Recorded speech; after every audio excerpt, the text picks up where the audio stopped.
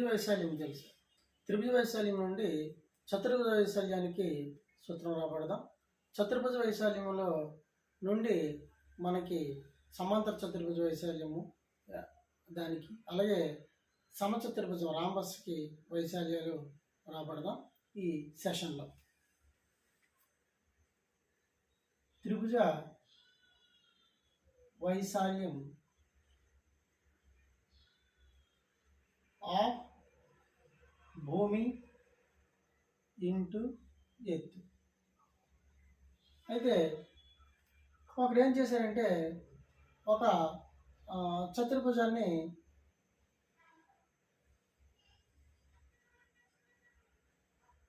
ఇలాగా ఒక చతుర్భుజం వేసుకున్నారు. ఈ చతుర్భుజము ఏ బి సి డి. ఇప్పుడు ఒక కర్ణాన్ని గీసారు ఇలాగా. అంటే చతుర్భుజ వైశాల్యము రాబట్టుట. చతుర్భుజ వైశాల్యము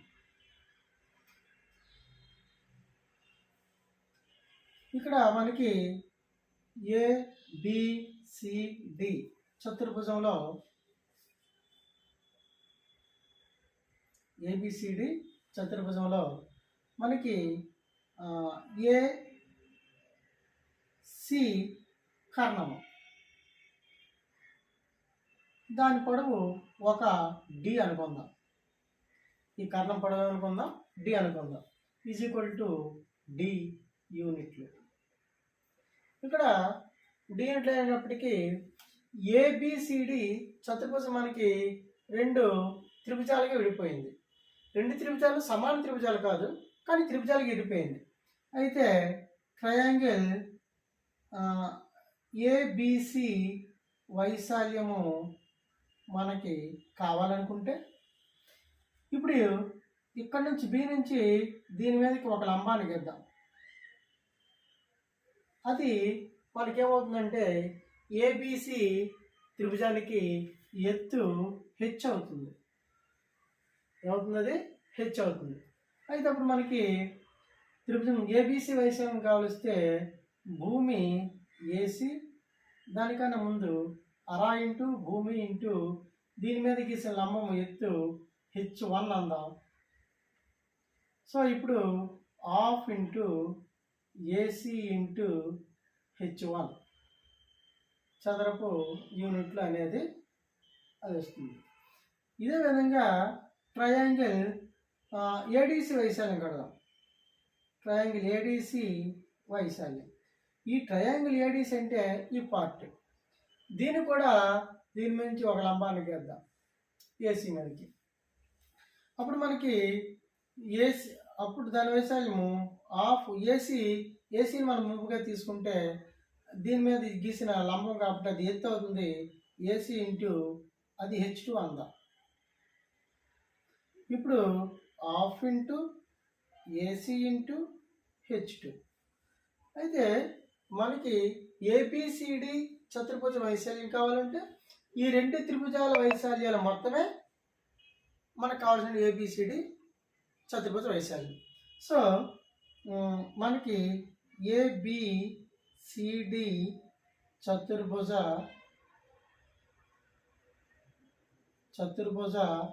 వైశాల్యము ఎలా వస్తుందంటే ట్రయాంగిల్ ఏబిసి వైశాల్యము ప్లస్ ట్రయాంగిల్ ఏడిసి వైశాల్యం.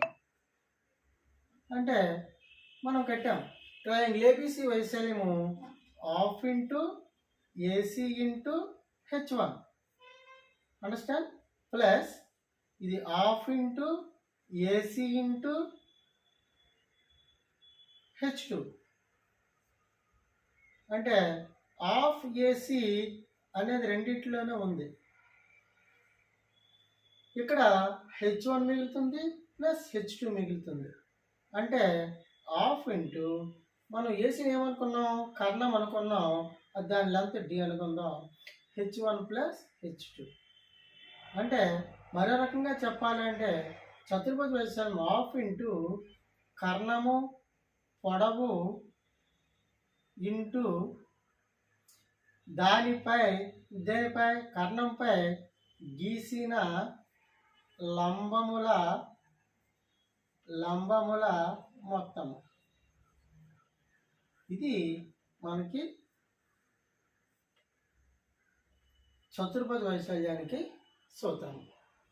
అయితే దీని మీద లెక్క చేస్తే మనకి ఈ సూత్రం వినియోగం అనేది తెలుస్తుంది. చూద్దాం. ఉదాహరణ, ఒక చతుర్భుజంలో కర్ణము పొడవు 24 సెంటీమీటర్లు. కర్ణము పైకి గీచిన లంబములు వరుసగా 6 సెంటీమీటర్లు, 9 సెంటీమీటర్లు అయిన ఆ చతుర్భుజ వైశాల్యము కనుగొనము.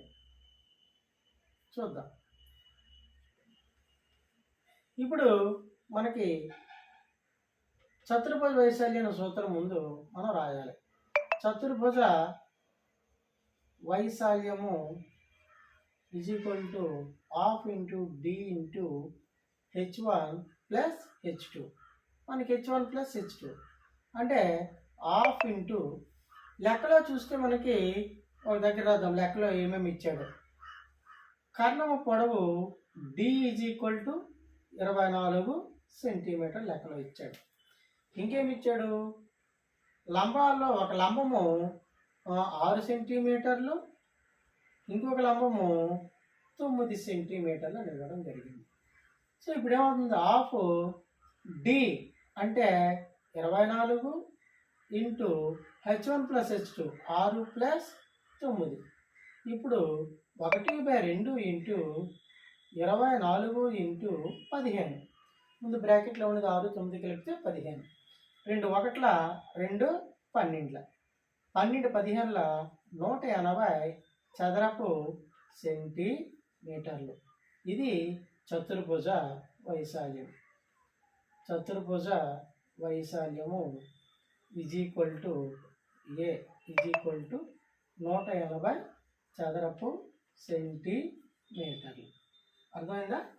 ఇది ఒక త్రిభుజ వైశాల్యం మనకు తెలిసిన సూత్రం నుంచి, ఈ త్రిభుజ వైశాల్యం సూత్రం నుంచి మనం ఏం రాబట్టామో చతుర్భుజ వైశాల్యం సూత్రం రాబట్టాము. దాని మీద ఒక లెక్క కూడా చేసాం. నుండి చతుర్భుజ వైశాల్యం సూత్రం రాబట్టుట. ఇది మన లెక్క, దాని యొక్క వినియోగం. Okay, thank you.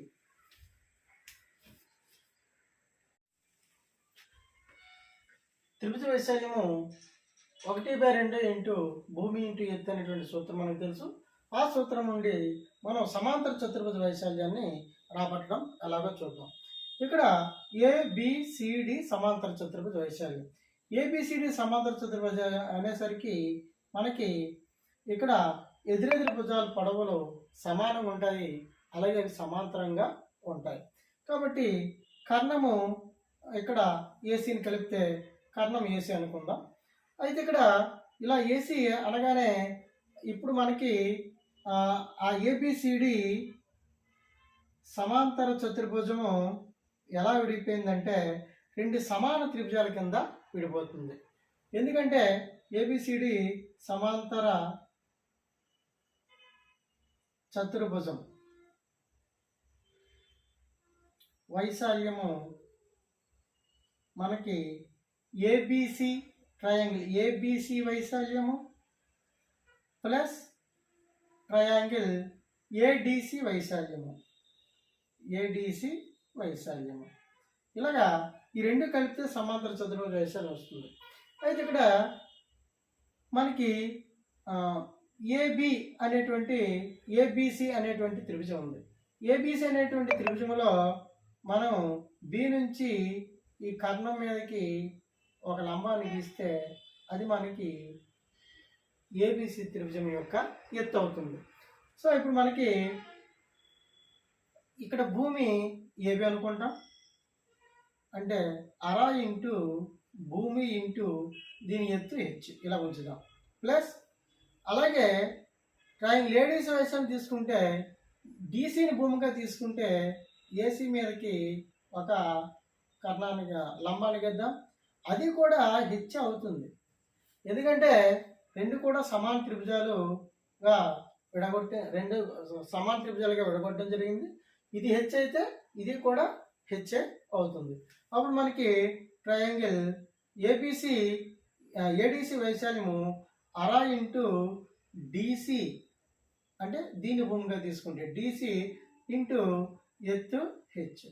ఇప్పుడు ఇక్కడ చూడండి, half into AB into H plus, అంటే ఇది ఒక త్రిభుజ వైశాల్యము, ఇది ఒక త్రిభుజ వైశాల్యము. కాబట్టి ఈ త్రిభుజ వైశాల్యము ఇది కూడా ఇక్కడ హాఫ్ ఇంటూ, ఇక్కడ మనకి ముందు అనుకున్నాం ఈ భుజము ఏడి పొడవు ఎంత ఉంటే ఏబి పొడవు ఎంత ఉంటే డిసి పొడవు అంతే ఉంటుందని. ఎందుకు అనుకున్నాం?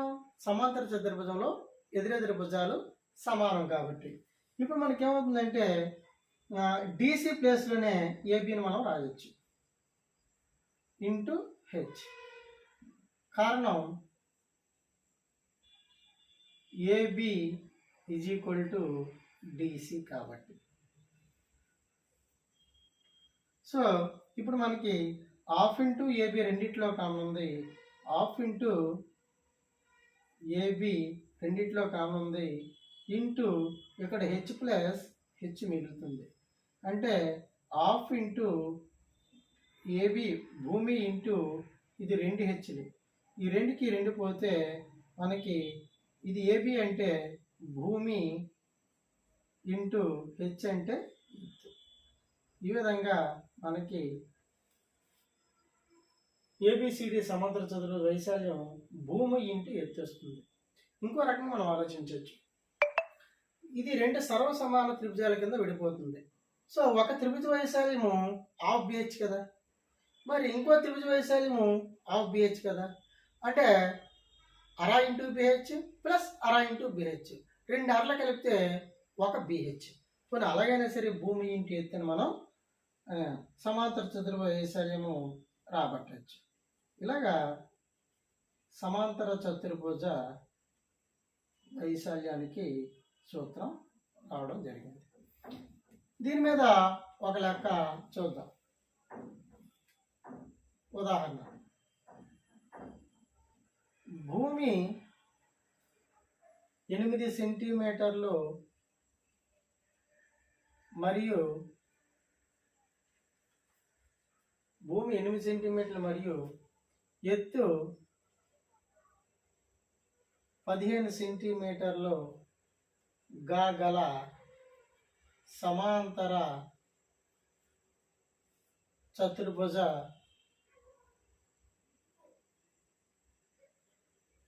వైశాల్యము కనుగొనండి. ఓకే, ఇప్పుడు చూద్దాం. ఇక్కడ సమాంతర చతుర్భుజ వైశాల్యము మన కనుక్కుమనుడు, దానికి సూత్రం ముందు రాస్తాం. సమాంతర చతుర్భుజ వైశాల్యము ఈజ్ ఈక్వల్ టు భూమి ఇంటూ ఎత్తు. ఇక్కడ లెక్కలను మనం చూద్దాం ఏమేమి ఇచ్చాడు. భూమి 8 సెంటీమీటర్లు అన్నాడు, సో భూమి 8 సెంటీమీటర్లు. అలాగే ఎత్తు ఎంత అన్నాడు? 15 సెంటీమీటర్లు. ఇది లెక్కలో మనకి ఇచ్చాడు. సో సూత్రంలో వేస్తే 8 ఇంటూ 15, 8 15ల 120 చదరపు సెంటీమీటర్లు. ఇది మనకి దాని మీద ఉన్నటువంటి లెక్క. దీన్నే ఇంకొక ఉదాహరణ దీంట్లో చూద్దాం. 120 చదరపు సెంటీమీటర్లు వైశాల్యము కలిగిన సమాంతర చతుర్భుజం ఎత్తు 15 సెంటీమీటర్లు అయిన దాని భూమి పొడవు కనుగొనము. దాని భూమి పొడవు కనుగొనము. ఇక్కడ లెక్క చూద్దాం. మనకి చదరపు సెంటీమీటర్ల వైశాల్యం ఇచ్చేశాడు. సమాంతర చతుర్భుజ వైశాల్య సూత్రం ఏంటి? సమాంతర చతుర్భుజ వైశాల్యము భూమి ఇంటూ ఎత్తు. ఇక్కడ సమాంతర చతుర్భుజ వైశాల్యం ఎంత ఇచ్చాడు? 120 అని ఇచ్చాడు. భూమి ఎంత ఇచ్చాడు? భూమి మనకి కనుక్కోమన్నాడు, తెలీదు భూమి. ఎత్తు ఎంత ఇచ్చాడు? 15 సెంటీమీటర్లు ఇచ్చాడు. అంటే 15 ఇంటూ భూమి ఈజ్ ఈక్వల్ టు 120. ఇప్పుడు భూమి మనకు కావాలి కాబట్టి 120/15, 15 ఒకట్ల 15, 8 సెంటీమీటర్. ఇది ఆ సమాంతర చతుర్భుజం యొక్క భూమి పొడవు. ఇలాగా మనకి దీని మీద లెక్కలు ఇవ్వచ్చు. Okay, thank you.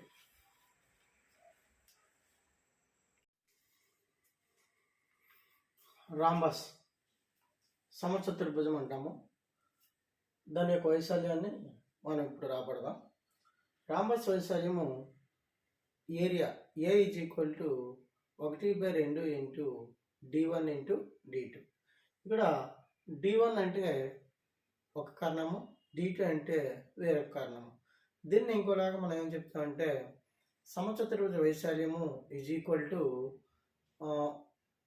కర్ణముల లబ్ధములో సగము అంటాం, లేదా 1/2 ఇంటూ కర్ణముల లబ్ధమని చెప్తాం. సో ఇక్కడ ABCD అనేది ఒక రాంబస్. రాంబస్ అంటే దీని ధర్మాలు చూస్తే 4 భుజాల పొడవులు సమానంగా ఉంటాయి. మరియు ఇప్పుడు AC అనేటువంటి కర్ణం తీసుకుంటే, అలాగే BD అనేటువంటి వేరొక కర్ణాన్ని మనం ఇలా కలిపినట్లయితే తప్పనిసరిగా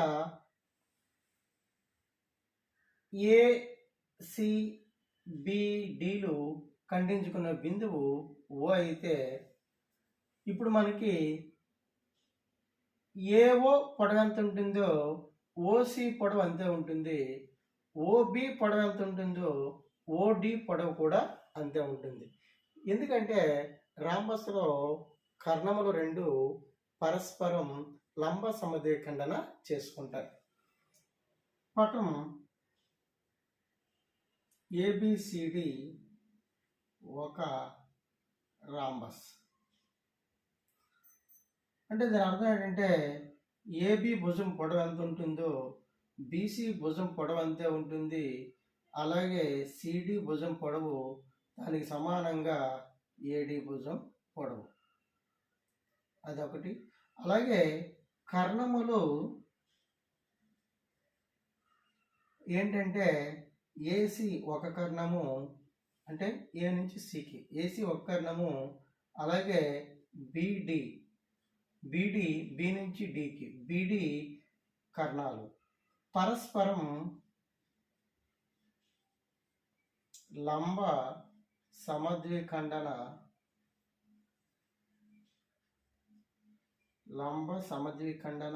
చేసుకుంటాయి. అంటే దీని నుంచి మనం ఏం రాబట్టవచ్చు అంటే పరస్పరం లంబ సమద్విఖండన అంటే ఇలాగా BD ACలు లంబంగా ఒకదానిపాటు ఉంటూ, అలాగే ఒకే బిందువు O వద్ద ఖండించుకున్నప్పుడు O అనేది AC కర్ణానికి మధ్య బిందువు అవుతుంది, అలాగే BD కర్ణానికి కూడా మధ్య బిందువు అవుతుంది.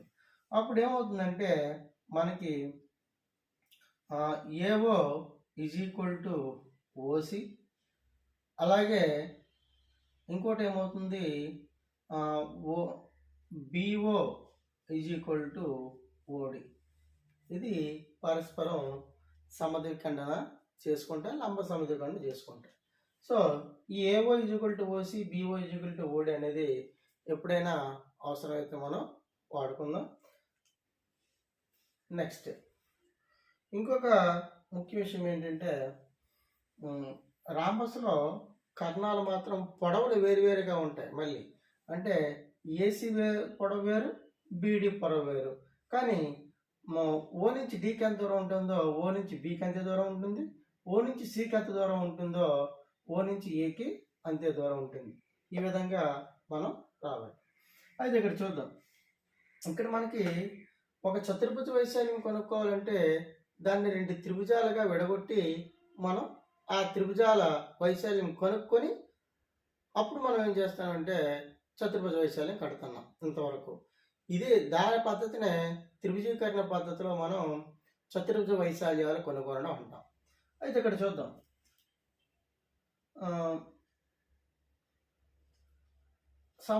సమలంబ చతుర్భుజ సమచతుర్భుజము ఏబిసిడి వైశాల్యము కావలిస్తే మనకి 2 త్రిభుజాల వైశాల్యాలు ఉన్నాయి. అంటే ఆ త్రిభుజం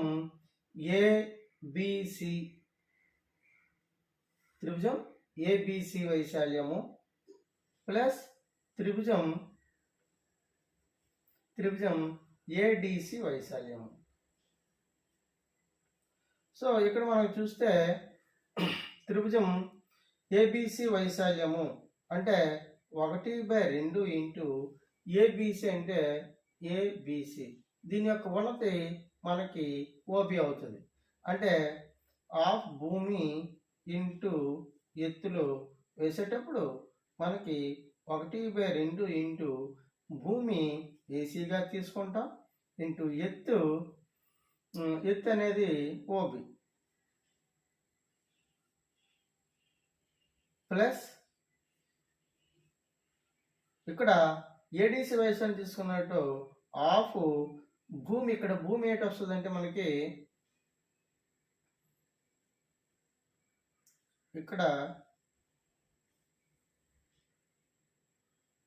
ఇక్కడ భూమి మనకి ఏమొస్తుంది చూద్దాం. ఇక్కడ కూడా ఏడీసీలో ఏసీ భూమి అవుతుంది ఇంటూ దీని యొక్క ఎత్తు ఓడి అవుతుంది. ఇప్పుడు మనం ఏం చేస్తామంటే ఆఫ్ ఇంటూ ఏసీ రెండిట్లోనూ కామన్ ఉంది. ఆఫ్ ఇంటూ ఏసీ ఇంటూ రెండిట్లో కామన్గా ఉంది. మిగిలింది ఇక్కడ ఓబి మిగిలింది ప్లస్ ఇంకొక ఓడి మిగిలింది. ఇక్కడ ఆఫ్ ఇంటూ ఏసీ అంటే ఒక కర్ణము ఏమనుకుందాం అంటే D1 అనుకుందాం. ఏసీ కర్ణము D1 అనుకుందాం. కర్ణములు AC is equal to D1, అలాగే BD is equal to D2 అనుకుంటే ఇప్పుడు మనకు ఆఫ్ ఏసీ అంటే D1 ఇంటూ ఓబి ప్లస్ ఓడి. ఓబి అంటే ఇక్కడి నుంచి ఇక్కడికి, ఓడి అంటే ఇక్కడి నుంచి ఇక్కడికి, రెండు కలిపితే మొత్తం డిబి వస్తుంది. అంటే ఆఫ్ D1 ఇంటూ డిబి అంటే మళ్ళీ D2. సో ఈ విధంగా ఒక రాంబస్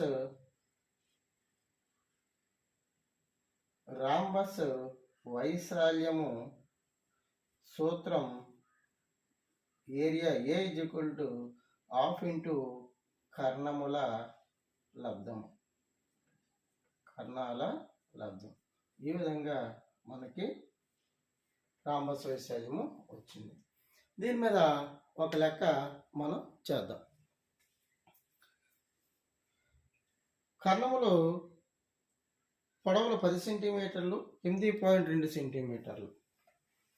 ఉదాహరణ, కర్ణములు పొడవులు 10 సెంటీమీటర్లు మరియు 8.2 సెంటీమీటర్లు.